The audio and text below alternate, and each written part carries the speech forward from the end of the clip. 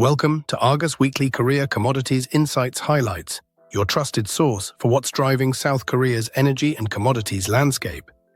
We have three major developments this week that could have a significant impact on power generation, coal imports, and industrial investment across the country. Let's begin with emissions trading. Seoul has just locked in its fourth emissions trading scheme plan for 2026 to 2030, and it's set to shake things up. The government is increasing the share of paid allocations for power generators while cutting the overall number of allowances. What does this mean? Carbon compliance costs are set to rise, which could eventually give gas-fired plants an edge over coal in the power sector. Here are the numbers. Power sector paid allowances will rise from 15% in 2026 to 50% by 2030. Meanwhile, the total number of allowances will be reduced to 2.53 billion tons of CO2 equivalent, down from 3.05 billion. Currently, coal remains the cheaper option at around $63 per megawatt hour, compared to $85 for gas. For gas to pull ahead, carbon prices would need to reach about 30,770 per ton of CO2e, far above today's average of 10,491 won.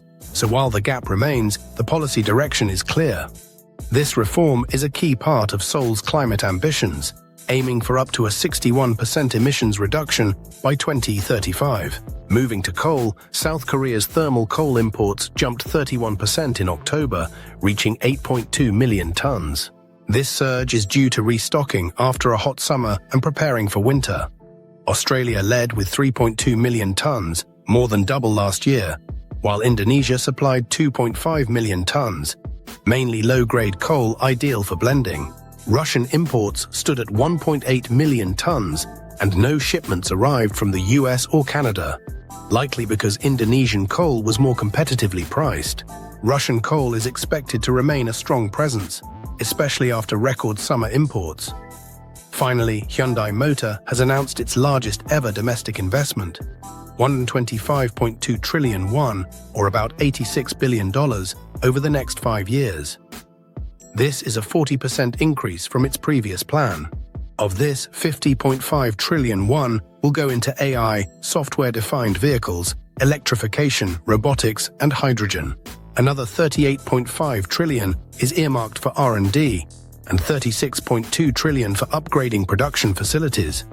Hyundai aims to establish South Korea as a global EV export hub, targeting 2.47 million vehicle exports by 2030, including 1.76 million EVs. Its new 200,000-unit EV plant in Ulsan is set to be completed next year. The company is also pushing into hydrogen with a 1-gigawatt PEM electrolysis plant and a 30,000-unit hydrogen fuel cell facility by 2027. Hyundai Steel is building an LNG power plant and upgrading blast furnaces as part of a broader move toward cleaner energy. That's a wrap for this week's Argus Weekly Korea Commodities Insights Highlights. If you'd like more detailed news and analysis, email us at seoul@argusmedia.com.